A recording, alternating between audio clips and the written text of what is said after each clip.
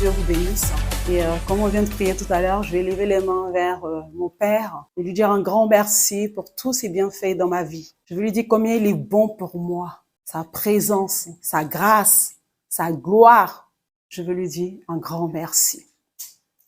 Je veux aussi recommander toutes les personnes qui nous suivent en direct, toutes les personnes qui partagent nos vidéos, toutes ces personnes-là qui reçoivent ces enseignements. Je proclame que ces personnes puissent grandir encore dans la révélation de leur identité, afin qu'elles puissent impacter, annoncer l'évangile. Évangile veut dire annoncer la bonne nouvelle de Jésus-Christ. Parce que ce monde a besoin de la vérité qui est l'évangile. Car il est dit qu'il est le chemin, la vérité et la vie. Oui, Jésus est la vérité. Et je proclame que toutes les personnes qui écoutent nos enseignements puissent grandir dans la connaissance de leur identité, manifester le fruit de l'esprit autour d'eux. Que toute la gloire revienne à notre Père au nom de Jésus. Amen. Amen. Alors, Saint-Esprit, je veux te dire merci. Merci à tout le monde. Donc, aujourd'hui, voilà, je veux témoigner au fait. Je veux témoigner de la grâce que le Saint-Esprit m'a donnée de pouvoir faire sortir ce livre. Alors, le titre du livre, c'est « De la prostitution à la prédication ». Et souvent, quand les gens me voient, les gens me disent « Waouh, t'es courageuse, mais vraiment bravo, félicitations et tout ça ». Alors, je veux dire que ce livre, au fait, a été inspiré du Saint-Esprit. Donc, ce n'est pas mon courage. Parce qu'il a dit, ce n'est ni par notre force, ce n'est ni par notre puissance, mais c'est par son Saint-Esprit. Mais parce que si c'est pas le Saint-Esprit, qui est-ce que voudra aller dire devant les gens, oui, j'ai fait ça avant? Personne. Mais on a tendance à oublier le Saint-Esprit. On a tendance à se glorifier nous-mêmes parce que ça fait plaisir de dire, voilà, j'ai fait ça. Et c'est pareil pour la Bible. Je vais vous présenter la Bible, pareil. Lorsqu'autrefois, je lisais la Bible, et quand je partais à l'église, pareil, on me parlait de ce que les gens de la Bible faisaient. On me parlait des héros de la foi. On me parlait de David, de Samson, de tout ce qu'ils avaient fait, de Abraham. Alors quand je regarde leur vie, je me dis, mais Seigneur, moi, je peux pas faire ça. Ils sont extraordinaires. Je pensais même qu'ils avaient 4 bras et 4 jambes. Mais non, en fait, la Bible parle d'une personne, c'est encore le Saint-Esprit, car c'est le Saint-Esprit qui agissait au travers de ces personnes. Et lorsque j'ai étudié la vie de ces personnes, j'ai vu que effectivement, c'était le Saint-Esprit. Mais on le mettait de côté lui, et on parlait toujours des exploits des gens. On le met toujours de côté et on parle des exploits des gens. Et lorsqu'on parle des exploits des gens, on a peur parce qu'on se dit, waouh, leur dimension de sainteté est tellement élevée qu'on se dit, waouh, Seigneur, ce n'est pas pour moi ces choses de Dieu. C'est trop élevé pour moi. Tu es trop saint. Il est dit que Dieu est 3 fois saint. C'est ainsi qu'aujourd'hui, je vais lui dire merci, Saint-Esprit. Merci d'avoir posé tes regards sur moi. Alors, il m'a inspiré, oui, il m'a inspiré ce livre. C'est magnifique lorsque j'entends sa voix. Et il me dit, voilà ce que tu vas écrire. Et voilà ce que tu vas dire. Je veux l'honorer. Et lui dire merci. Et ma prière, c'est que l'Église puisse avoir les yeux focalisés sur le Saint-Esprit et non pas sur elle-même. Parce que en vérité, personne n'est digne. En vérité, il est dit dans Romains 3 que tous ont péché. Lorsqu'on parle de tous ont péché, on dit tous sont disqualifiés. Ne voyons pas le péché comme fornication, adultère, impudicité et tout ça. On dit tous, c'est-à-dire personne n'est capable d'atteindre le standard de dignité, de sainteté de Dieu. Personne dans la Bible. Mais alors, je vais vous raconter mon histoire, je vais faire un résumé et je vais vous inviter à vous procurer ce livre. Bah oui, parce qu'encore ce livre est sorti. On nous a dit autrefois, vous savez, moi j'ai connu Jésus. J'ai connu Jésus lorsque j'étais adolescente. J'étais adolescente, j'étais dans une famille sévère, comme c'est normal, hein, tous les parents, on donne des valeurs, on transmet vraiment aux enfants, ne fais pas ci, ne fais pas ça. Voilà que, comme mes parents étaient sévères, je vais rencontrer des chrétiens qui vont me parler de Jésus. Mais le Jésus dont ils vont me parler, ils vont me dire que, en fait, si tu crois à Jésus, tu es sauvé. Donc, mais avant ça, ils vont me faire, comment dirais-je, réciter la condition, en fait. C'est-à-dire que si je n'accepte pas Jésus, si je ne le reçois pas, voilà, je vais me retrouver en enfer. Donc, c'est comme ça qu'on va me parler de Jésus. On parle de l'enfer et on me parle de Jésus. Donc, quand tu vois l'enfer et Jésus, franchement, je vais dire, à un moment, t'as pas le choix. Tu te dis, waouh, ça fait trop peur. Je veux pas aller en enfer. Parce que tout ce qu'on me décrivait avec les asticots, avec tous ces vers, on dit, non, mais Quand on finit, on dit, mais est-ce que tu veux recevoir Jésus? Je dis, bah, bien sûr que je veux le recevoir. J'ai pas le choix, de toute façon. Bah, ça, on le dit pas, hein. Mais on le pense dans son cœur. J'ai pas le choix, tu vois. Et puis, bah, on vient à Jésus. Sauf que, je vais me rendre compte que ce n'est pas seulement si tu crois en Jésus, tu es sauvé. Non, non, non. Je vais découvrir une autre chose. Et l'autre chose, c'est quoi? C'est, on t'a pas tout dit, on pouvait pas te le dire. Voici toute une liste de choses que tu dois faire. Alors, on va me sortir la tablette de Moïse, les 10 commandements. Et ça va pas s'arrêter là. 613 commandements. Tu feras pas ci, tu feras pas ça, tu feras pas ci. Ben alors, qu'en était-il de si tu crois en Jésus, tu seras sauvé? Ah bah oui, mais tu sais, c'est pas comme ça. Il faut travailler à ton salut. Ah bah donc c'est compliqué. Ben, comme de toutes les façons, il y a l'enfer qui est là. Donc, tu es venu à Jésus, mais à l'enfer. Si tu ne veux pas aller en enfer, il faut que tu fasses ça, tu fasses ça. Donc, finalement, c'est pas parce que j'ai cru que je suis sauvé, ça veut dire ça, c'est la première étape. Maintenant, je continue de faire. Et je fais en tant que jeune. Tu sais, tu as envie de vivre. Mais d'une part, tu as peur de l'enfer. Parce que quand tu es jeune, tu es sincère. Donc, tu es manipulable, tu es influençable. Tout ce qu'on te dit, tu crois. Donc, je faisais ça jeûner. Et nous, à l'époque, j'attachais ma tête comme ça. Parce qu'on dit, oui, c'est le standard de sainteté. On nous parle de sanctification. Alors, sanctification était le contraire de fornication. Tu dois pas avoir de rapport sexuel. Alors, c'était des résumés comme ça. Tout fait déposer sur un plateau. Tu dois bosser par cœur et tu dois obéir à ça et tu discutes pas. Bah oui, je suis passée par là. Mais comme, quand on est jeune, la Bible, c'est pas pour nous, c'est pour nos dévanciers. Ce sont des experts. Ils maîtrisent la Bible. Ils se sont consacrés. Ils ont fait la théologie. Donc, ce qu'ils nous disent, il faut qu'on écoute, il faut qu'on croit. C'est en cela que je suivais les instructions jusqu'à ce qu'à un moment, le poids de la religion, vraiment, m'écrase, mais carrément, m'a écrasé. C'est-à-dire, quand j'entends des personnes dire que j'ai quitté le christianisme et je suis partie dans l'islam. Moi, aujourd'hui, je ne suis pas impressionnée. Parce que je peux comprendre ces personnes-là. Parce que moi, quand j'étais dans le christianisme, ben, j'ai quitté le christianisme pour aller dans le royaume du diable. Parce que là-bas, j'avais pas la pression de tu vas faire ci, tu vas pas faire ça. Parce que j'avais une image, on m'a présenté un Dieu qui est méchant. Et après, on me dit, c'est mon père, mon véritable père, celui qui m'a engendré. Je vous dis, c'est quelqu'un qui était qui avait des moyens en Côte d'Ivoire. Je ne manquais de rien. Il me donnait tout, mais c'est extraordinaire. Mais comment on peut comparer Dieu à mon père? C'est pas possible. Ça veut dire que même mon père est plus gentil que Dieu. J'en voulais plus. Et j'assumais. J'avais plus peur de l'enfer parce que j'en avais marre de la religion. Et c'est ainsi que lorsque je suis arrivée en Allemagne, bah, ça a arrangé. Parce que là-bas, au moins, on parlait allemand. Donc, j'avais pas la culpabilité. Le diable pouvait pas entendre la voix du diable ou des personnes qui disent, oui, tu sais, t'es pas parti à l'église aujourd'hui parce qu'à l'époque, s'il vous plaît, à l'époque, si tu partais pas à l'église un dimanche, au secours, il fallait pas que Jésus revienne le lundi. Parce que là, c'est sûr que t'allais pas être enlevé. Aujourd'hui, c'est fini. Seulement 2019, Covid a fait comprendre aux gens que le Saint-Esprit est en nous, partout où nous allons. C'est ça la différence. Autrefois, les gens partaient dans des temples. C'était trop compliqué. C'est pourquoi le consolateur, la puissance est venu habiter en nous. Afin que partout où nous soyons, nous pouvons répandre notre cœur. Et lui dire combien de fois nous l'aimons. C'est notre ami. Nous confier à lui partout où nous sommes. Le vivre. Oui. Quand tu partais pas à l'église dimanche, c'était un problème. Quand je suis arrivée en Allemagne, ben là, je pouvais dire, ben je viens pas à l'église parce que je parle pas allemand. Voilà. Donc, au moins, c'était réglé. Je ne parlais pas allemand. C'était justifié. Jésus, si tu reviens, tu comprends. Là, je parle pas allemand. Franchement, voilà. On peut au moins, tu vas pas me dire que oui, j'ai fait exprès de pas partir à l'église. C'était ça. Sauf que tout doucement, bah, bien sûr, t'es plus dans le milieu chrétien. Et puis, tu commences à faire de nouvelles rencontres. Et puis, ces rencontres-là vont t'emmener vers des choses que, finalement, en réalité, j'avais toujours désiré. Parce qu'on m'interdisait d'aller en boîte de nuit. On m'interdisait de boire un verre d'alcool. On m'interdisait de fumer de la cigarette. On m'interdisait de faire ci. Ce n'était pas mauvais. Ce n'est pas mauvais. Mais de la manière que c'était expliqué, on avait l'impression que si tu faisais ça, la terre allait s'ouvrir sur toi. En fait, c'est ça, en fait, le truc.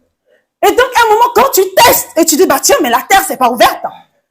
Mais quand tu bois un verre, tu dis, bah tiens, la terre, c'est pas ouverte. Mais en fait, Dieu n'est pas fâché. Et c'est ça le danger. De faire croire que Dieu est derrière nous et qu'il est fâché contre nous. Ce n'est pas la vérité. Et bien, quand j'ai découvert ça, mais petit à petit, tout doucement, je me suis retrouvée dans ce que les religieux appellent la rétrograde. Moi, je connais ça à l'auto-école, hein, quand on rétrograde, tu sais, voilà, en quatrième, troisième. Mais dans le milieu religieux, on dit, elle a rétrogradé. Oui, j'ai rétrogradé. Et c'est comme ça, tout doucement, ben, moi, j'étais bien. C'est pour ça, souvent, je dis aux gens, peut-être que il faut que des personnes connaissent que c'est que la solitude, le désespoir, le mépris, mais vraiment le déchet, les ténèbres, hein, pour que cette personne puisse s'en rendre compte qu'elle a besoin de Dieu. Je pense que c'est ça. Parce que quand on voit ce que les religieux, certains religieux font, le zèle, oubliant que c'est la bien de l'Esprit de Dieu, et pensant que c'est parce que on respecte toutes ces choses-là qu'on mérite le ciel, alors c'est compliqué. En tout cas, pour moi, c'était compliqué par là. Donc, c'est comme ça. Je résume juste mon livre et vous allez vous procurer, je vais pas rentrer dans tous les détails parce que c'est quand même un livre de 184 pages. Donc, si je rentre dans les détails, c'est vrai, je suis écrivain, je peux parler pendant des heures, mais là, je vais pas vous retenir pendant longtemps, je fais juste le résumé de mon témoignage, de comment je suis arrivée à la prostitution, alors que j'ai reçu des valeurs de la part de mes parents. Mes parents m'ont donné une très bonne éducation, ils étaient toujours avec moi. Ne pensez pas que c'est parce que quelqu'un est prostitué, c'est sa mère qui va lui dire oui, vas-y, prostitue-toi pour avoir de l'argent. C'est pas forcément vrai, ne pensez pas ça. Ou parce que, comment dirais-je, la fille elle-même, elle aime l'argent, on ne sait pas. Faut jamais juger les gens. Faut jamais juger les gens. Vous allez lire et vous allez comprendre le contenu de mon livre. Et c'est comme ça, tout doucement, j'étais dans ce que les gens appellent le monde, bien sûr. Alcool, fornication, toutes ces choses-là. Et tout doucement, je vais arriver en France. Et quand j'arrive en France, ben maintenant, je vais commencer à travailler. Sauf que pendant que je travaille, je suis heureuse. Mais sauf que je me rends compte que ma joie, elle durait juste quelques mois. Bon, les gens ont connu ça, hein, c'est-à-dire pendant longtemps, Seigneur, je veux un travail, je veux un mariage, je veux un enfant. Et puis quand ça vient, waouh, gloire à Dieu pour ce beau mari que tu m'as donné, gloire à Dieu pour ce beau enfant que tu m'as donné, gloire à Dieu pour ce travail. Et puis 8 mois après, j'en ai marre, j'en peux plus, c'est quoi ce truc, c'est quoi dans la chose. Voilà, donc moi c'était ça. Tous les métiers que j'avais, c'était vraiment, j'étais bien pendant un temps, et puis après, ça n'allait pas. Et ça a duré comme ça pendant des années. Mais j'étais quand même dedans, jusqu'à ce que je fasse la rencontre d'une jeune fille qui me dise, mais tu sais, je vais t'emmener dans un endroit où tu pourras te faire beaucoup d'argent. Moi, j'y croyais pas trop. Elle me dit, si, tu vas voir et tout ça. Mais tu peux me dire ce que c'est? Elle me dit, non, je veux pas te dire ce que c'est. Je veux que tu viennes découvrir. Mais comme elle m'avait emmenée chez elle et j'ai vu qu'elle vivait dans une belle demeure, dans un beau pavillon, elle était toute seule. Je me suis dit, quand même, en France, tu vis dans un pavillon toute seule. C'est que ce que tu dis est vrai parce que ça coûte cher déjà. Et puis, elle n'était pas propriétaire, elle était locataire, ça veut dire payer par mois, tu imagines. Donc, j'ai dit, ok, d'accord, pas de souci. Ben, moi, je vais être plus prudente, je vais me mettre en rupture conventionnelle. Parce que, voilà, moi, je prends pas de risque quand même, j'ai la tête sur les épaules. Donc, je me mets en rupture conventionnelle et c'est comme ça, j'accompagne cette jeune fille et on arrive sur l'Allemagne. Quand on arrive en Allemagne, le premier endroit où elle m'emmène, c'est dans un bar de striptease. Donc, il y a tous ces jeunes-là, c'est vraiment... personnellement, pour quelqu'un qui avait pas beaucoup vécu, c'était comme si je devais rattraper des choses. Rattraper, c'est pour cela que interdire ne sert à rien. Expliquons, c'est mieux. Donc, il fallait que je rattrape, et j'étais à fond dedans. Je prenais plaisir dans tout ce que je faisais. De toute façon, moi, je suis entière. Quand je fais quelque chose, c'est à fond. C'est pas, tu vois, moi, on me force pas à faire quelque chose. Ça n'a jamais été ma nature. Vous savez, Dieu se trompe pas quand il choisit les gens. Ça n'a jamais été ma nature. Donc, j'étais à fond. En plus, attends, quand même, des Américains, USK. Attends, voilà, on rêvait. Attends, on a trop regardé les films américains. Une africaine qui déjà, même quand on est français, on rêve du rêve américain déjà. Alors, imaginez une africaine, tout ce qu'on nous a dit sur les Américains. Donc là, c'était vraiment ça. Donc, voilà, c'est comme ça que je me suis retrouvée dedans. Et puis, j'ai participé. Et puis, plus tard, c'est comme ça, elle me dit, oui, mais là encore, il y a un endroit, tu vas gagner encore plus d'argent. Ah bon, il y a un endroit où on gagne encore plus d'argent, juste en étant là, travaillant comme ça, oui. Et puis, bah, elle m'a donné l'adresse, elle m'a dit, par contre, là-bas, on peut pas recevoir 2 Africaines. C'est vraiment... une africaine, pourquoi? Parce que s'il y a 2 noirs, c'est difficile pour qu'on puisse donner la chance à l'autre. Sinon, ils vont toujours, par exemple, s'il y a des clients qui viennent et qui préfèrent toujours la même noire et que l'autre n'a pas d'argent, donc enfin bref, quoi. Je dis, ah bon, c'est quoi ce truc? Elle dit, vas-y, tu vas voir, tu vas découvrir et tout ça. Ok, pas de problème.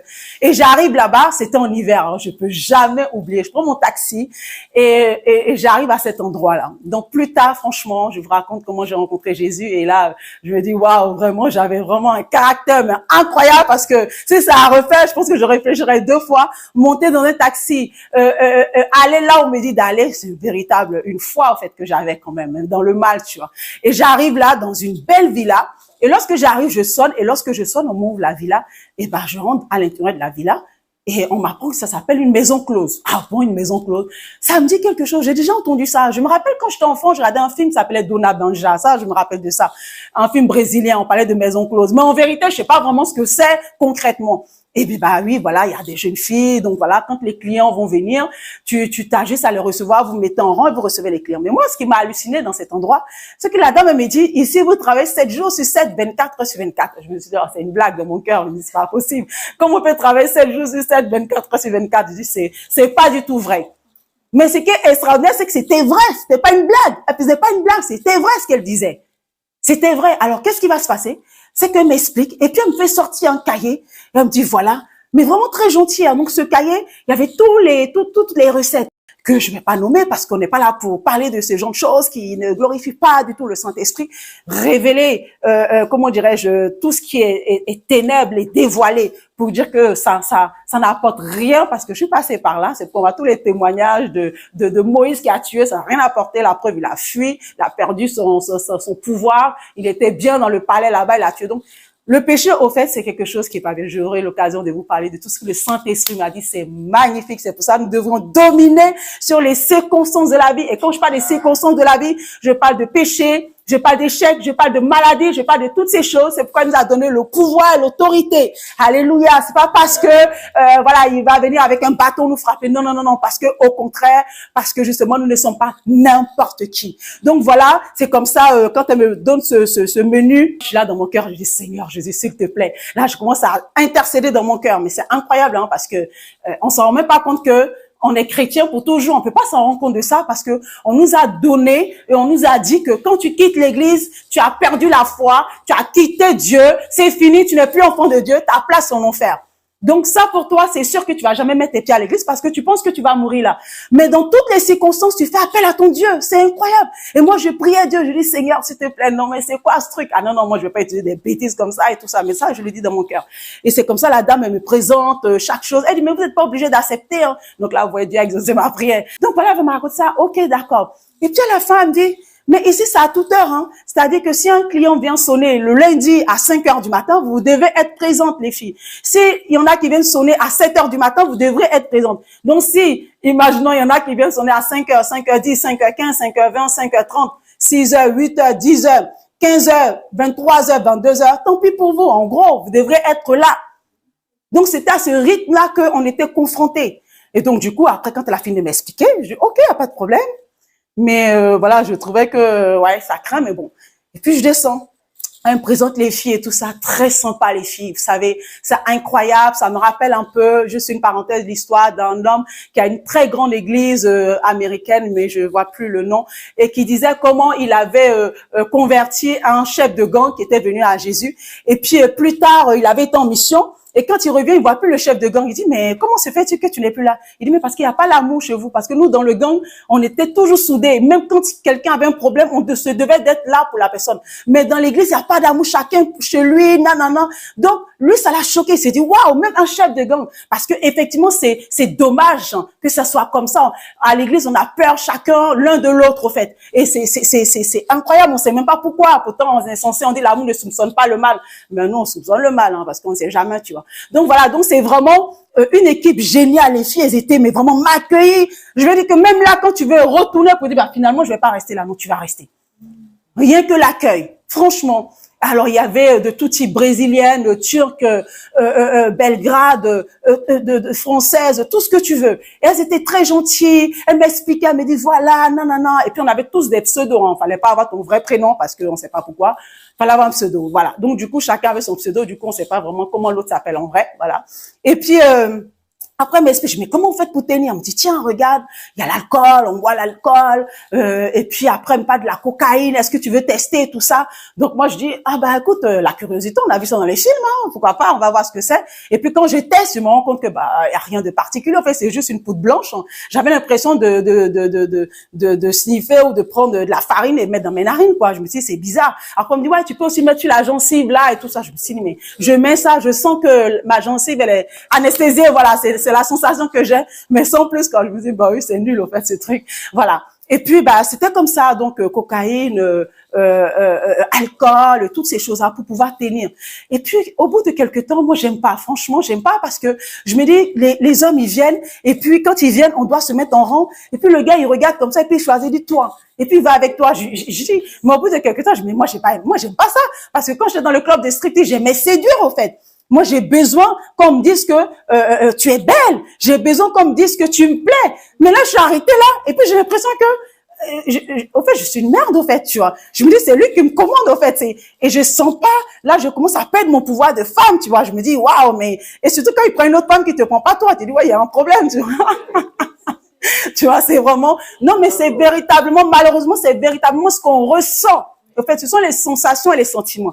Et c'est normal parce que tu vas comprendre pourquoi on ressent ça. Parce qu'en vérité, ce qu'on recherche, au fait, dans tous ces plaisirs de la vie, on veut juste être aimé. C'est la seule chose qui emmène les gens dans chaque plaisir de la vie. C'est tout. Un homme trompe sa femme, c'est que quelque part, ils se sont pas aimés. C'est la seule chose. Vous allez voir, quelqu'un va voir une prostituée ou, voilà, c'est juste parce qu'il a besoin de se sentir aimé. C'est tout, en fait. Mais tu n'auras pas d'amour envers un homme qui lui-même ne s'aime pas. Envers une personne, un être humain qui lui-même ne s'aime pas. L'amour, ça dit, parce que l'être humain aime par intérêt.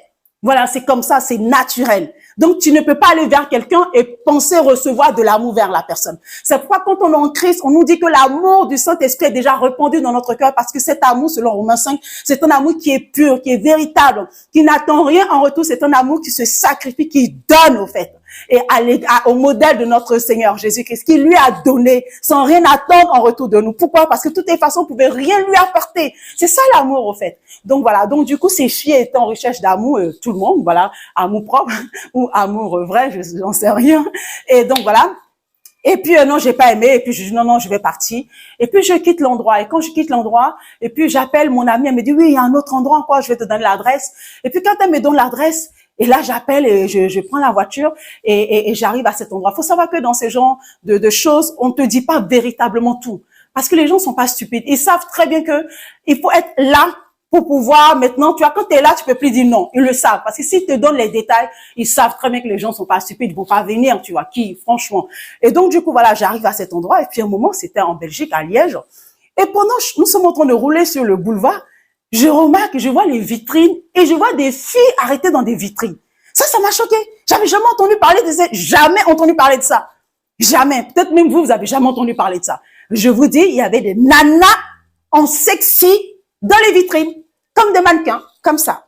Non, pas comme ça, mais bon, on se comprend. Tu vois, elles étaient vraiment, même parce que les mannequins dans les vitrines, c'est vraiment posé d'une manière, mais elles étaient là. Donc, soit c'est un string, soutien-gorge, tout ce que tu veux. Et toutes les voitures passaient. Et moi, je dis, quoi? C'est quoi ces trucs? Tu vois, moi, je me dis, mais jamais je fais ce genre de trucs. Sauf que je ne savais pas que la villa où le taxi partait, c'était la même chose. Et là, j'arrive à la villa, et je peux jamais oublier le nom de la villa, ça s'appelle la Villa New York, à Liège. Et là, j'arrive là, et je vois que la Villa New York a une vitrine. Et il y a deux nanas qui sont dans la vitrine. Et là, je comprends que ça va être ça. Mais je dis, non, ça va pas être ça, c'est pas possible.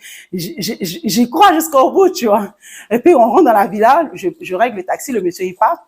Et puis la jeune fille, très très sympa, mais vraiment la musique à fond, genre discothèque. Moi j'aimais bien, ça bouge au fait, tout ce qui est triste, calme, c'était pas mon truc. Donc moi c'est bon, ça me suffisait. Ouais, je suis arrivée dans mon coin, ça m'a rappelé le club de striptease, tu vois, où on danse et tout ça. Mais sauf que là-bas c'est différent. Donc la dame m'explique, elle me dit voilà, tu vas être dans la vitrine. Et chaque fille a son tour. Donc, il y a celles qui vont monter de 7h jusqu'à 14h. Et puis, il y a celles qui vont montrer celles qui prennent l'après-midi. Et celles du soir, tu vois. Donc là, je me dis, quoi? Moi, je laisse un boulot de responsable sur la région parisienne juste parce que ça m'embêtait d'avoir des rythmes où faut te lever à telle heure pour aller à telle heure. Moi, j'aimais pas être réglée comme ça. J'aimais ma liberté. C'est pour cela que j'ai suivi mon ami. Et là, on vient me remettre dans un système. En plus, je me lève à 7h du matin, juste me mettre dans une vitrine. Pourquoi? Donc, je me dis, non, non, c'est pas possible. Ça, je ne lui dis pas, mais c'est dans mon esprit. Je me dis, non, c'est pas possible. Jamais je vais faire ça. Mais, tu sais, devant la nana, je peux pas lui dire, non, elle est tellement gentille, accueillante et tout ça. Elle me dit, tu vois. Et puis, elle-même, elle prévoit des vêtements. C'est pas comme là où j'étais avant. Là où j'étais avant, c'est toi-même qui avais ramené tes vêtements. Mais là, c'est elle qui regarde les jolis vêtements. C'est-à-dire, elle, c'est son intérêt que ses filles soient choisies parmi toutes les vitrines dans le boulevard. Donc, elle mettait à fond. C'est-à-dire, je suis arrivée au bon endroit. Parce que même les jeunes filles, elles m'ont dit, mais tu sais, ici, tu arrives au bon endroit parce que notre responsable est top des tout. C'est pas comme dans les autres endroits. Je me suis dit, waouh, même dans ça, franchement, Dieu m'accompagne. Mais je sais pas si c'était Dieu, mais enfin, bref. On se comprend. Et comme j'arrive là, et je vois qu'à un moment, qu'est-ce qui se passe? Elle me donne les vêtements, comme je suis noire, donc des vêtements, mais vraiment très fuchsia, c'est-à-dire fluo, c'est-à-dire quand la voiture est pas sur le boulevard, elle va pas te rater, quoi, tu vois. Donc noir plus fluo, ça fait vraiment, tu vois. Et donc là, je suis dans la vitrine. Pendant la semaine, j'avais une semaine du matin, mais pendant la nuit, il y a une jeune fille qui me dit, tu sais, quand tu es nouvelle, on te met le matin parce que c'est comme ça, parce que le soir, c'est réservé aux anciennes. Donc, c'est comme ça, parce que c'est le soir où il y a plus de clients.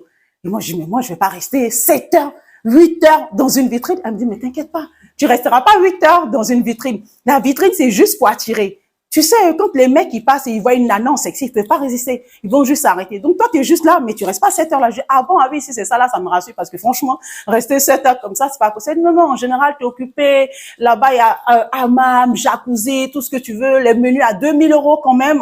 Donc, voilà. Et puis, à un moment, je suis là, la première journée de 7 heures, je suis arrêtée là, et puis je sens en moi-même que c'est pas ma place. Je dis franchement, c'est vrai, on est jeune, on veut déconner, mais il y a un moment, faut arrêter quoi. Je dis non, non, non, là, c'est pas ma place. C'est juste pour vous dire ce qui est extraordinaire, un petit peu comme le fils prodige, comme on le dit. Le gars, il est parti. Il y a un moment, il se rappelle de son père. Il dit, attends, mais là, c'est pas ma place, quoi, tu vois. Donc, il y a un moment comme ça où tu te dis, non, c'est pas ma place. Et là, je prends mon courage et je dis à la dame, je dis, non, non, non, moi, je peux pas rester. C'est pas ma place. Je peux pas, je me sens pas bien. Je sens tout le temps, c'est comme s'il y a une voix qui me dit, j'ai des multitudes de pensées. Multitude de pensées, mais inimaginables, mais paranoïaques. Quelqu'un peut te voir. Et là-bas, tu pouvais gagner 20 000 €. Mais même là, on m'aurait dit 50 000 €, je serais pas restée parce que ça passait pas. Et je vais voir la dame, je lui dis, voilà, je vais pas rester. Elle me dit, OK, y a pas de problème, je comprends.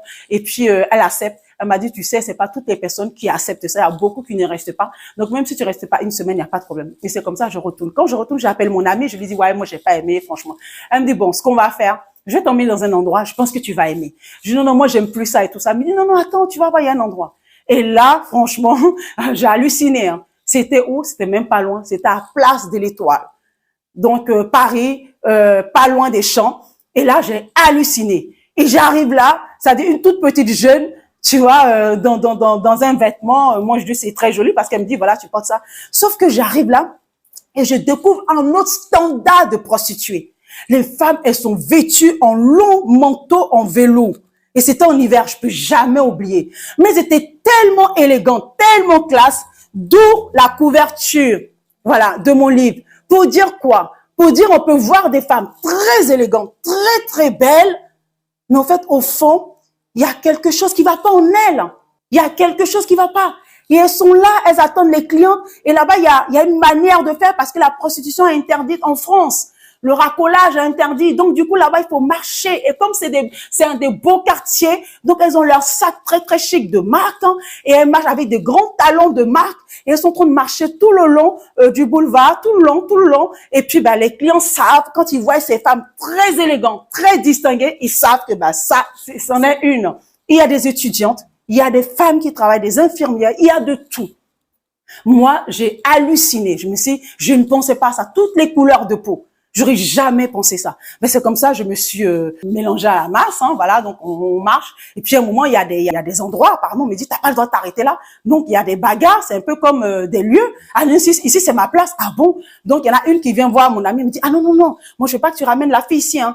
Donc tout le monde était contre moi, c'est bizarre, je sais même pas ce que j'avais fait. Elle me dit, ah, non, non, donc la fille elle me dit, bon, viens, on va devant. Et quand elle arrive, elle me dit, non, non, non, non, tu restes pas ici, c'est mon territoire. Donc, au fait, elles ont leur territoire, malgré qu'elles marchent tout le long.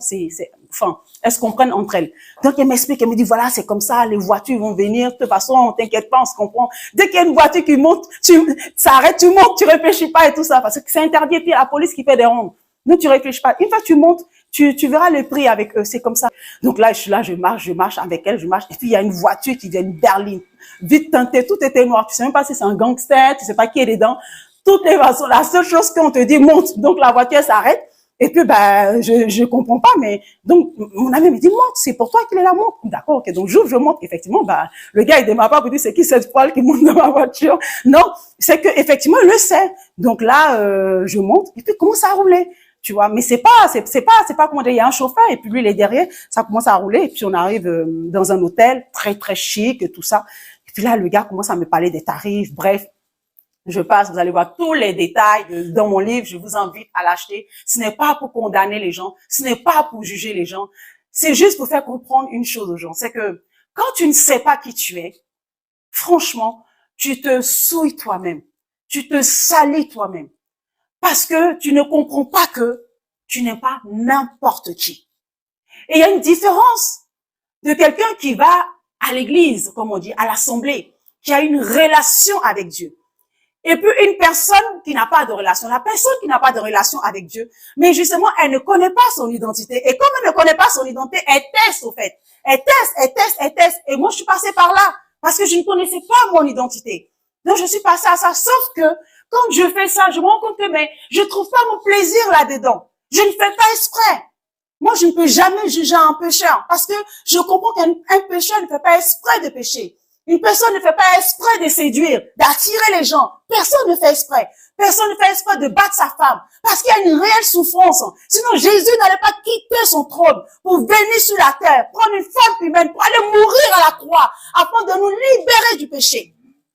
Si c'était si facile, si c'était exprès qu'on faisait, il n'allait pas dire je viens pour une chose, la maladie et le péché. Le péché aujourd'hui, malheureusement, dans l'église, quand tu es pécheur, on te voit lépreux. Mais quand tu es malade, il n'y a pas de problème. Mais il y a deux choses qui ont été réglées à la croix, le péché et la maladie. Donc, on ne peut pas aujourd'hui venir dire à une personne, tu es pécheur, et puis quand une personne est malade, il n'y a pas de problème. Ah non, dis pas tu es malade, dis tu es guéri. Dis tu es guéri. Prononce par la foi. Mais oui, par la foi, je dois prononcer que je suis sainte. Par la foi, je dois lui dire que je suis sainte. Jusqu'à ce que ça devienne vie en moi. De la même manière qu'on m'emmène à dire, il faut que tu dises que je suis guéri, je suis guéri, je suis guéri, je suis guéri. Et même quand j'ai envie de dire, mais, tu sais, je suis malade. Ah non, dis pas ça. Car Christ a porté toutes tes maladies à la croix. Oui, mais je suis malade. Ah non, tu dois pas le dire. Même s'il y a des symptômes, c'est pas grave. Il faut que tu aies la foi. Mais c'est pareil. Mais pour le péché, il faut que tu confesses. Hein. Ah, faut que tu confesses. Parce que là, si tu confesses pas, ce n'est pas normal. Si tu ne confesses pas, c'est pas normal. Si tu ne confesses pas, c'est pas normal. Mais si tu confesses tes péchés, tu es en train de dire que Jésus n'a pas ôté tes péchés. Tu es en train de dire que la Bible ment. Tu es en train de dire que ce que Jean-Baptiste a dit est faux. Voici l'agneau de Dieu qui ôte les péchés du monde. C'est ce que tu es en train de dire. C'est pourquoi tu confesses que tu es pécheur. Et moi, je ne savais pas ces choses-là. Je pensais que Dieu était fâché contre moi. Et de toutes les façons, je n'avais pas besoin de lui. Il était trop compliqué. Et je suis allée essayer autre chose. Et j'ai essayé, ça m'avait épuisé, fatigué. Aucun plaisir, ou un plaisir temporaire. En toute chose. J'avais toujours un travail quand je voulais. Moi, je savais me vendre au travail. C'est incroyable. Pourtant, j'ai pas de grand diplôme. Mais pourtant, quand j'arrivais à un entretien d'embauche, j'avais pas peur de l'entretien d'embauche. C'est sûr, on allait me prendre. Et on me prenait. Ça, c'est incroyable. Et en toute chose. Mais pourtant, je n'étais pas épanouie. Même dans mes relations, je trouvais des hommes merveilleux qui me respectaient pour qui j'étais, qui étaient admiratifs, pour dire il y a quelque chose en toi, qui avait des postes extraordinaires. Mais ils m'épuisaient, ils me fatiguaient au bout de... J'avais toujours l'impression qu'il y a quelque chose qui manquait en eux, voilà, je sais pas. Oui, c'est bien, mais bon, tu sais, il manque ça. Mais en vérité, c'est parce que moi-même, j'étais perdue.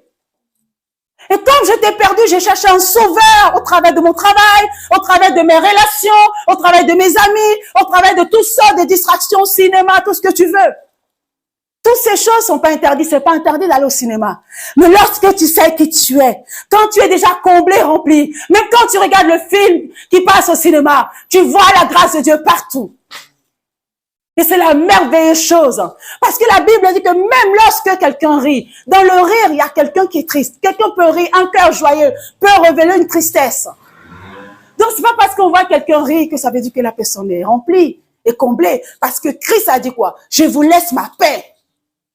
Et la paix que moi je vous donne, Non pas que celle que le monde donne. Pourquoi? Parce que la paix du monde, aujourd'hui ça va, demain ça va pas.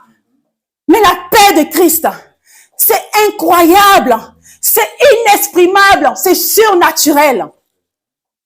Oui, j'ai fait tout ça. Je ne savais pas que c'était Dieu que je recherchais. Avec tous ses plaisirs, je voulais être comblé. Tout doucement, tout doucement. Et puis après, j'aime pas ça. Et je retourne dans la vie professionnelle. Et quand je retourne dans la vie professionnelle, je trouve un travail à la presse parisienne. Et puis comme je disais, j'aime pas, ça me plaît pas. Et puis je postule encore à une autre boîte où je suis commercial. On appelle ça B2B, juste pour frimer. Donc là, je suis commercial, business to business. Et puis là, tu es content, voiture de fonction, non. Mais je n'aime pas ça encore. Je suis pas content, je suis pas comblé. Et puis, je recherche un autre poste, c'est extraordinaire. Je vendais des potes blindés. Donc, voilà. Donc, je connais un ami qui me dit, mais toi, Anna, tu auras tout essayé, tu vois. Toujours me dit ça. Et c'est vrai parce que je sais pas pourquoi, j'aimais changer de travail, voilà. Je savais pas pourquoi. Jusqu'à ce que arrive le rendez-vous où je me dis, je suis fatiguée de la vie. J'avais 30 ans. Je suis fatiguée. J'ai voyagé. J'ai été dans des grands restaurants. En Suisse, au beau rivage. J'ai été sur la Tour Eiffel, manger à l'altitude 185. Tous ces grands restaurants, j'ai connu. Mais tous les matins, je me lève, c'est la même chose. Alors les chrétiens, ils me font pitié. Hein. Franchement, ils sont malheureux. Ils n'ont rien, ils sont pauvres. Non, mais c'était ça, en fait. Donc, pour moi, peut-être je vais aller chercher dans l'islam. Parce que quand je vois les Saoudiens, quand même, franchement, je me dis, peut-être ça marche, il y a du concret là-bas, tu vois. Donc, je me dis, je vais aller là-bas. C'est comme ça, je pensais. Mais en fait, effectivement, j'aurais pu être partout, j'aurais pu aller partout, dans l'islam, dans le bouddhisme, tout ce que vous voulez. Pourquoi? Parce qu'effectivement, je recherchais quelque chose de vrai. Et c'est comme ça, à un moment, j'étais tellement fatiguée de voir que j'avais l'impression que je faisais la même chose tous les jours. C'est incroyable. J'ai l'impression que je me levais le matin, et je partais au travail, je rentrais chez moi. C'était la même chose tous les jours. Mais alors, quelqu'un me dira, mais aujourd'hui, je ne fais pas la même chose tous les jours. Mais c'est différent. C'est incroyable, on peut pas l'expliquer. Mais en fait, vous savez, où tu as l'impression que tu trouves pas de but à ta vie. En fait, c'était ça. Mais je savais pas que le mot, c'était le but à ma vie. Mais moi, je m'exprimais ainsi pour dire, j'ai l'impression que je fais les mêmes choses tous les jours. Voilà, c'est ce que je disais. Donc là, je vais dans la présence de Dieu. Et moi, je commence à prier. Et je dis à Dieu, voilà, une prière sincère. Et ça qui est magnifique parce que depuis que j'ai quitté Abidjan, j'avais pas été dans des églises. J'avais connu quelques églises comme ça au passage, 2004. Mais voilà, juste rentrer parce que quelqu'un m'a invité et franchement, alors là, non, je préférais ce qui était dehors. Franchement. Bon, je ferme la parenthèse. Mais là, je viens devant Dieu et je lui dis, moi, je sais pas si tu es Jésus. Parce que moi, il est facile de prier Jésus parce qu'on m'a parlé de Jésus. Parce que je suis née chez les chrétiens. J'ai vécu dans ça. Mais qui dit que je me trompe pas? Qui dit que je me trompe pas? Parce que moi, aujourd'hui, quand je regarde là autour de moi, franchement, personne ne me convainc. Mais qu'est-ce qui prouve que c'est pas dans l'islam? Mais même si c'était dans l'islam, même si j'étais née en Irak, ça aurait été pareil parce que j'aurais été musulmane parce que mes parents sont musulmans. Et moi, je ne veux pas de ça. Je ne veux pas faire quelque chose parce que mes parents font cette chose-là. Ils peuvent être dans l'erreur. J'aurais pu être bouddhiste. Moi, je veux la sincérité, la vérité. Et je vous dis, j'étais en recherche de la vérité. Et je ne sais pas quoi, mais je sentais que si je cherchais cette vérité, elle était tout près là quelque part. Mais il fallait que je la désire du fond de mon cœur.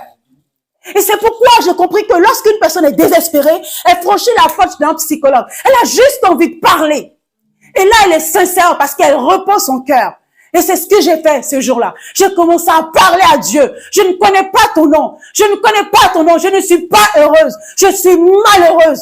Peu importe tout ce que je vis, les petites jupes que je porte, les cigarettes que je tiens, je marche dans la rue, je mets des cheveux humains jusqu'aux fesses. On me dit, waouh, elle est belle cette jeune fille. Mais je ne suis pas heureuse. Et moi, si tu existes, je veux que tu te révèles à moi. Peu importe qui tu es.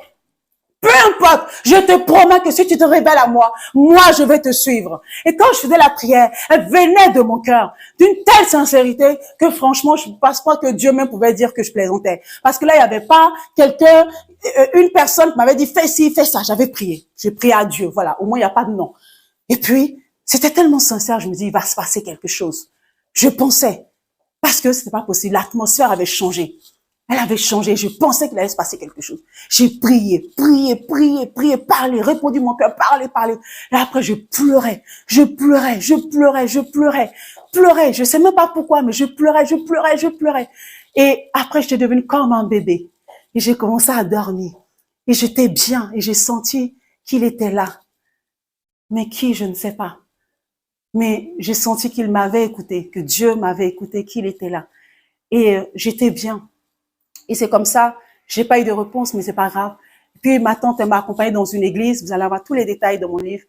Et je lui ai dit, oui, je sais pas, mais j'ai envie d'aller à l'église. Elle m'emmène dans une église en Seine-Saint-Denis. J'arrive là-bas. Puis je vais à l'église, mais je reste toujours rebelle. Même l'homme de Dieu, il me dit, oui, tu sais, il parle plein de trucs. J'ai toujours mon attitude. Tous les soirs avant de dormir, il faut que je filme mon shit. Et donc, quand l'homme de Dieu venait chez moi, je lui montrais, il dit, tu vois, moi, je prends du shit le soir avant de dormir. Vos histoires de... Tu vois, j'étais vraiment sur notre planète et j'étais sincère avec lui. Et enfin, bref, il rigolait. Et lui, il essayait de me dire, mais toi, tu comprends pas. Mais je l'écoutais pas parce que j'étais sincère. Et puis, tout doucement, ils m'ont parlé de cure d'âme, de plein de choses et tout ça. Et puis, bah, j'y croyais pas à ces choses-là. J'y croyais pas. Je sais pas, je pensais que Dieu était plus grand que ça. Je trouvais que c'était trop petit, tu vois. Je trouvais que tout ça, c'était pour moi, voilà, c'était trop petit. Je cherchais quelque chose de grand. Et c'est comme ça, je leur expliquais, je posais beaucoup de questions en ce qui concernait la dîme. On me disait, oui, tu donnes pas ta dîme, Dieu va te maudire. Il y a des choses qui étaient bizarres. Bref, je raconte tout ça en détail. Et puis c'est comme ça, je me dis, non, je pense que je vais aller dans l'islam parce que, je sais pas, il y a des trucs qui vont pas. Dieu ici, il est bizarre, quoi. Tu donnes et puis on te donne et puis, bref, il y avait trop de contradictions. Donc je voulais pas aller, je voulais pas rester avec eux. Donc je suis partie voir l'homme de Dieu. Je lui ai dit franchement, moi je pense que je vais aller dans l'islam parce que eux au moins ils sont sincères. Parce que là il y a la loi de Moïse, tu manges pas du cochon, ils mangent pas du cochon. Tu fais pas ci, ils font pas ça. Là-bas au moins c'est clair. Mais ici, il y a des fois on dit non c'est l'Ancien Testament, il y a des fois on dit non ça c'est plus l'Ancien Testament, il y a des fois donc on sait plus Malachie ça il faut prendre. Mais par contre en ce qui concerne certaines choses on faut pas le prendre. Donc j'étais un petit peu embrouillée au fait. Donc je me dis bon il y a trop de contradictions et c'est ce que d'ailleurs on dit pour pouvoir dire que les chrétiens sont dans le fond, il y a des contradictions, des trucs comme ça, la Bible est falsifiée, donc ça t'arrange parce que tu as déjà entendu ça quelque part, ça revient en toi, comme tu as la recherche de la vérité. Donc moi je dis non, ça m'intéresse pas.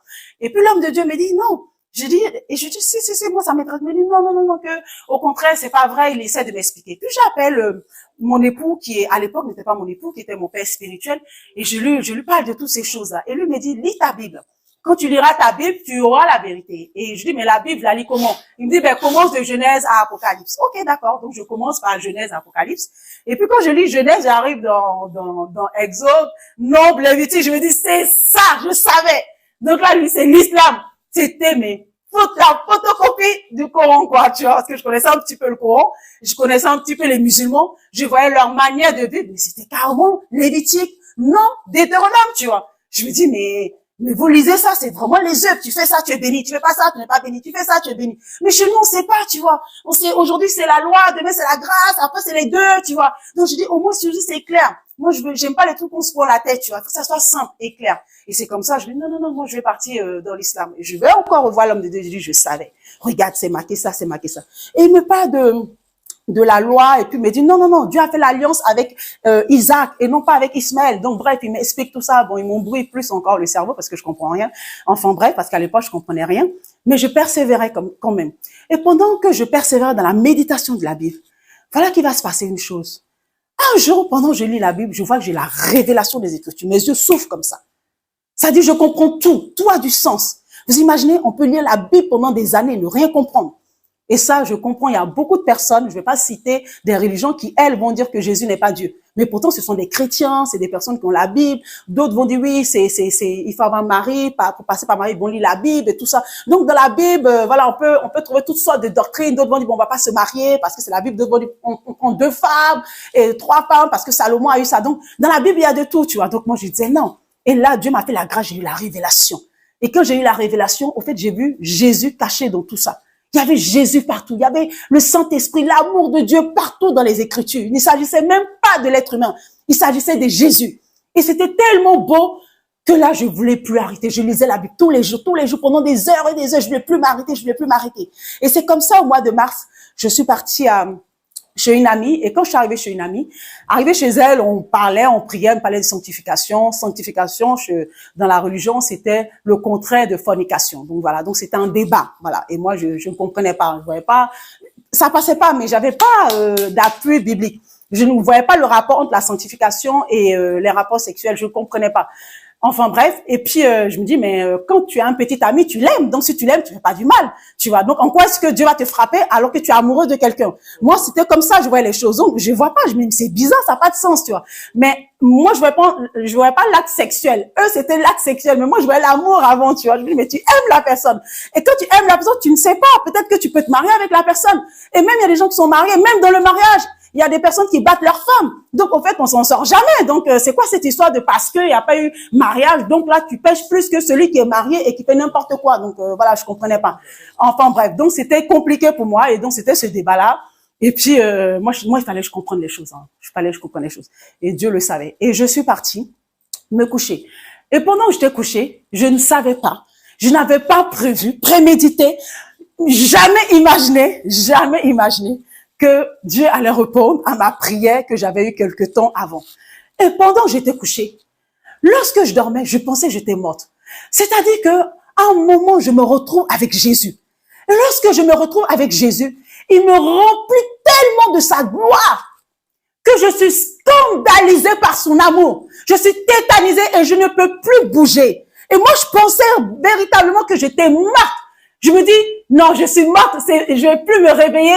Je suis avec lui. Mais j'étais tellement bien d'être avec lui que c'était le plus important. J'étais bien. Il était tout pour moi. Jésus était là.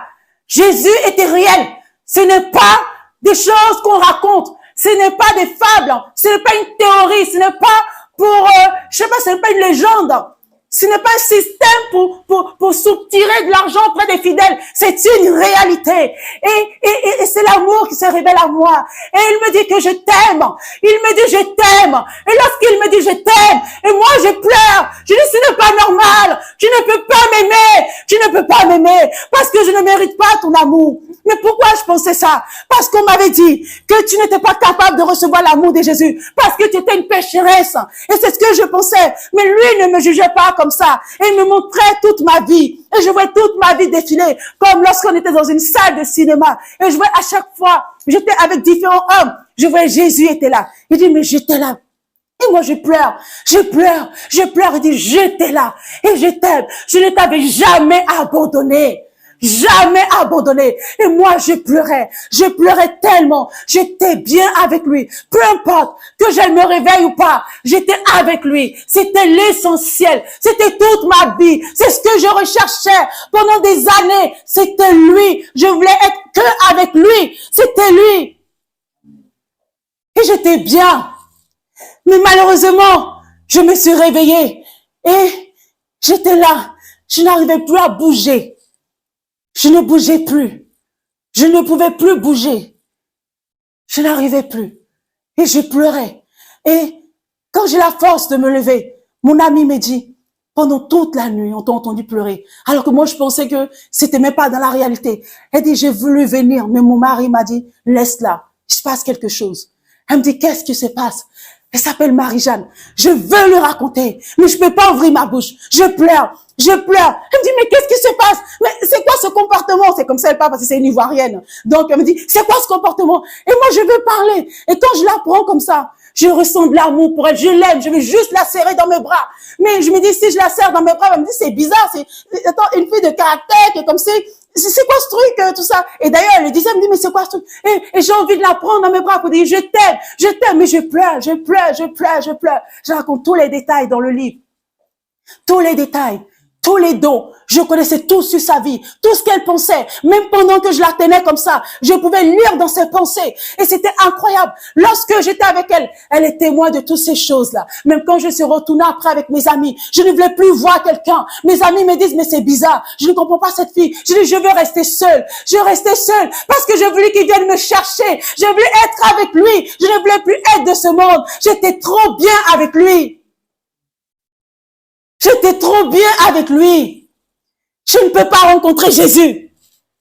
Je ne peux pas l'avoir rencontré et rester pareil. Les gens sont toujours impressionné ou halluciné de me dire, mais toi, tu es différente à tout la pêche. Mais parce que je sais qui j'ai rencontré. Il est réel et je l'aime. Je n'ai pas honte. Moi, je vois n'importe qui. Je parle à n'importe qui. J'aime tout le monde.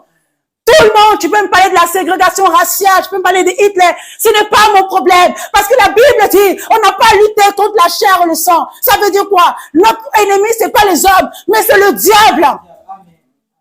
Parce que le diable veut détruire les enfants de Dieu. Parce que le diable prend plaisir lorsque j'étais dans la débauche.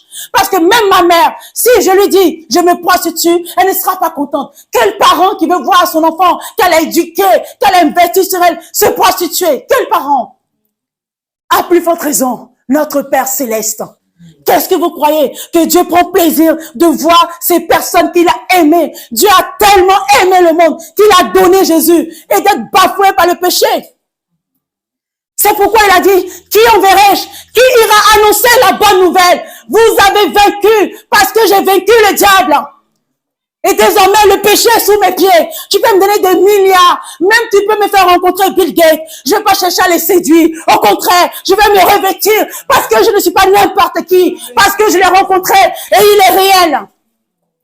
Autrefois, j'avais besoin qu'on me fasse des compliments. J'aimais ça. Mais aujourd'hui, je sais qu'il m'aime. Je suis tellement comblée. Son amour me suffit. Aujourd'hui, lorsque je vois dans les églises, beaucoup de personnes allent à l'église, c'est devenu un rituel. Un rituel. Nous sommes des croyants. J'ai compris ce verset. Trouverai-je la foi sur la terre? Jésus a dit, mon juste vivra par la foi. Nous sommes des croyants. Je crois en Jésus. Ce n'est pas un débat. Je n'ai pas à me justifier. Aujourd'hui, on me dit des choses en France. Me parle pas de religion. Me parle pas de politique. Me parle pas de religion. Me parle pas de politique. Ah bon? Mais je peux parler de gonzesse. Je peux parler de football. Donc tu parles de Jésus. Je mets au même plan que des hommes menteurs de la politique. Dans la politique, ce sont des hommes sans espérance qui vendent de l'espoir. Et on met Jésus au même rang que la politique. Moi, je n'ai pas honte de l'évangile. Je parle de Jésus partout où je suis. Si tu n'es pas content, faut me virer. Parce que c'est une réalité. Parce que les gens ont besoin de lui. Parce que la seule chose que Jésus veut t'apporter, c'est que tu sois dans la joie. Et pourquoi je ne vais pas parler de ça? Mon mari le sait. Tout le temps, je parle de Jésus. Parce que quand tu vois les gens dans le travail, ils parlent de quoi? Rien d'intéressant. Il n'y a pas la vie. J'écoute leurs débats. Toujours en train de critiquer les autres. J'aime pas la vie. Parce qu'ils savent pas quoi dire. Moi, j'ai la bonne nouvelle. J'ai rencontré quelque chose de puissant. Quelque chose de vrai. Et je suis un témoin. Les gens aujourd'hui en France, quand je suis arrivée, on me parle de quoi? On veut me parler de l'esclavage. Mais moi, j'ai pas vécu à l'époque de l'esclavage. Mais je dois raconter ça à mes enfants. Mais pourquoi? On me parle de qui? Napoléon, Alexandre le Grand. Je le connais pas, lui. Mais je dois parler de ça. Et si je vais te parler de Jésus, tu me dis, tu le connais pas, tu l'as pas vu. Pourquoi? Tu crois à l'histoire d'Alexandre le Grand, à toutes ces personnes, je ne sais même pas comment ça s'appelle. Et moi, je vais te témoigner de Jésus. Je vais te parler de Jésus. Il a donné sa vie. Il s'est donné au monde entier. C'est-à-dire qu'il a donné, il a manifesté son amour. Et il veut te sauver. Il veut te sauver. Amen. L'Église a besoin de connaître Jésus. Moi, je trouve que les chrétiens sont des gens courageux. Tous les jours, tous les dimanches, dans des rituels, souvent quand je les vois en Afrique, avec un cœur sincère, aller au temple pour adorer Jésus. Mais Jésus pouvait dire à cette femme samaritaine, qui elle, effectivement, était une adoratrice, parce qu'elle a dit que le Dieu de Jacob, notre Père, a bu de cette eau, de ce puits. Jacob est le fils d'Abraham, s'il vous plaît. Donc, elle n'était pas dans l'horreur. Elle n'adorait pas Baal. Elle adorait l'enfant de la promesse, Jacob. Mais Jésus dit, vous adorez ce que vous ne connaissez pas. Oui. Et c'est ainsi que beaucoup de personnes vont les dimanches et espèrent un Dieu qui viendrait peut-être les sauver, qui sait. On m'a dit, mon juste vivra par la foi. Et la foi, c'est une décision. Je vois les gens qui sont passionnés d'histoire. Ils parlent comme s'ils ont vécu cette époque. Ils le parlent parce qu'ils ont décidé d'étudier l'histoire. Et ils aiment l'histoire.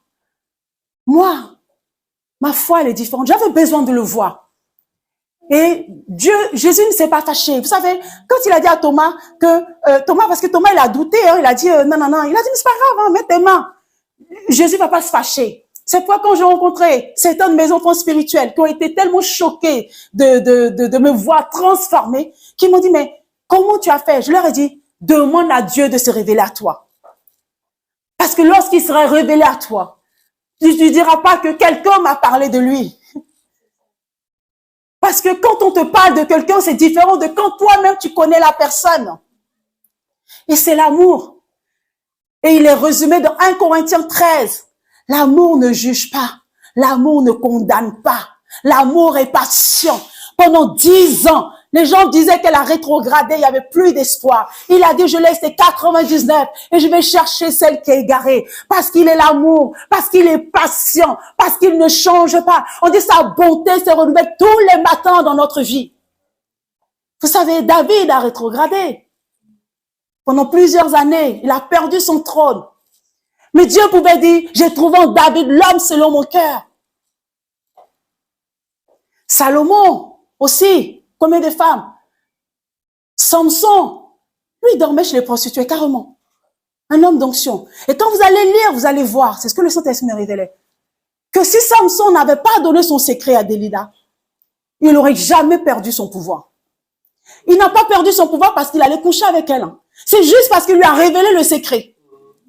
On aurait pu dire, la fornication te faisait échouer devant Dieu. Non, parce que Dieu dit, je ne me répondrai point de ce que je te donne. Je ne me réponds pas de mon don, ni de mon appel. Et c'est moi qui t'ai choisi. Parce que Dieu n'est pas surpris de ton comportement. Parce qu'il t'aime. Aucun parent ne peut rejeter son enfant en disant, oui, je t'ai porté 9 mois. Maintenant que tu es là, regarde comment tu es devenu. Je vais aller te tuer comme ça, voilà. Non, aucun parent. Et j'aime bien cette phrase. Tant même qu'une mère le ferait, moi, je ne le ferai jamais.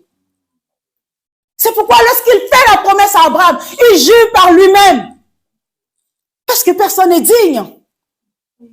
Personne n'est digne. Personne.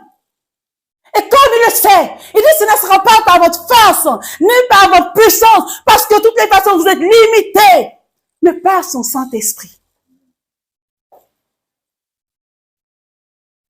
Et c'est pour cela, ce même Saint-Esprit m'a dit, tu vas écrire ce livre, je vais te l'inspirer, et tu vas gagner des âmes, tu vas gagner ceux-là même que les gens rejettent, ceux-là qu'on traite de pécheurs, ceux-là même qui ne s'approchent pas de l'église, parce qu'ils se disent, mais moi, je suis homosexuel, ma place en enfer, ils le savent. C'est-à-dire que, quand ils rencontrent un chrétien, ils se sentent jugés déjà.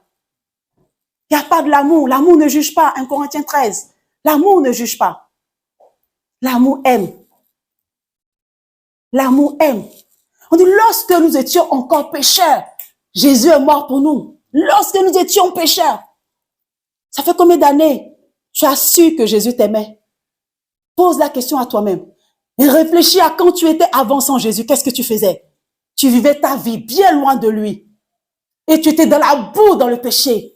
Et regarde combien de fois il t'a sauvé. Combien de fois sa grâce est avec toi. Combien de fois il t'avait protégé. Combien de fois même dans la débauche. Combien de fois même dans la boue. Lorsque tu criais à lui, il était toujours venu dans ta vie. À plus forte raison maintenant que tu es réconcilié avec lui. C'est lui qui dit que 7 fois le juste tombe, 7 fois il se relèvera. Vous imaginez, Pierre vient le voir. Seigneur Jésus, combien de fois devrais-je pardonner? Pierre demande ça à Jésus. Parce que c'est les pharisiens. Mais Jésus est étonné de la question. Mais pourquoi tu peux me demander ça? Mais autant de fois, 7 fois, 77 fois, autant de fois. Si il nous demande à nous des hommes de pardonner, à plus forte raison notre Père céleste. Pourquoi pensons-nous que nous avons besoin de nous confesser, d'avoir une attitude et que parce qu'on a péché, au contraire comme Adam dans le jardin, j'ai entendu ta voix et je me suis caché. Parce que c'est la seule chose que Satan veut. Qu'on se sente indigne. C'est pour ça il a dit à Adam d'aller manger l'arbre de la connaissance du bien et du mal, la conscience. Nous allons nous établir une conscience et nous allons être comme Dieu. Et nous-mêmes, on va décider de ce qui est bien et ce qui est mal. Alors que Adam était nu, mais Dieu l'aimait. Et je vais vous laisser méditer sur ce que c'est qu'être nu. Alors que Dieu l'aimait. C'est pas maintenant qu'il a cacher son cesse que Dieu, maintenant Dieu va dire, bon, il s'est revêtu, donc je vais plus l'aimer. Non, Dieu n'est pas comme ça. Il nous connaît. On est trop faible. On a besoin de sa force. On est trop faible. Il suffit juste d'une situation que quelqu'un vienne nous énerver. Même tu ressors d'un jeûne d'une semaine, de 3 semaines. Tu te crois tout puissant. Une petite personne vient t'énerver. Te voici. Tu es faible. Il suffit que ton mari t'énerve. Ou ta femme t'énerve. Ton enfant fasse une bêtise. Te voilà en train d'hurler comme ça. Alors que tu venais de faire 3 heures de prière. Nous sommes trop faibles. Je peux venir là et prêcher l'amour, prêcher l'amour. Et dès que je sens quelqu'un m'énerve, j'ai juste envie de le gifler. Dans mon cœur, il m'énerve. On est trop faible. Ce n'est ni par la force, ni par la puissance, mais par mon Saint-Esprit. C'est pourquoi je vous demande toujours de pouvoir contempler, avoir une communion avec le Saint-Esprit et parler au Saint-Esprit, lui dire merci de ce qu'il a fait de vous, parce qu'il vous considère, parce qu'il vous aime. Là où le diable vous condamne, là où le monde vous condamne, là où la conscience vous condamne, mais lui ne vous condamne pas. Lui vous aime. Lui vous aime. Et son amour est infini. Il nous aime tellement. Père, je veux encore te dire merci pour cette grâce. Je veux te dire merci pour cet amour que tu as manifesté. Merci pour ton Saint-Esprit. Car tu as dit que tu nous as donné ce que tu avais le plus précieux, ton Saint-Esprit. Le Saint-Esprit qui a créé toutes choses. Parce que lorsque Dieu dit que la lumière soit et la lumière fut. Et ton Saint-Esprit qui est venu, qui a recouvert Marie de son ombre, afin qu'elle puisse donner au monde Jésus. Ton Saint-Esprit qui est parti jusque dans le séjour des morts, ressuscité Jésus-Christ. Ton Saint-Esprit, ce même Saint-Esprit est en moi. Ce trésor inestimable est en moi. Je suis prospère, je suis riche, je suis béni, je suis en bonne santé, je suis pur, saint. Parce que tu es saint, parce que tu es saint et je suis sainte. C'est pourquoi on dit que tous les saints le louent. Que toute la gloire te revienne, Père. Encore merci pour ta grâce. Que Dieu vous bénisse. Et je vous invite à partager la vidéo afin d'édifier encore nos bien-aimés, afin que ces personnes puissent savoir que Jésus-Christ attend qu'elle vienne et qu'elle frappe. Elle frappe à son cœur et il est là et il répond. Beaucoup de bisous.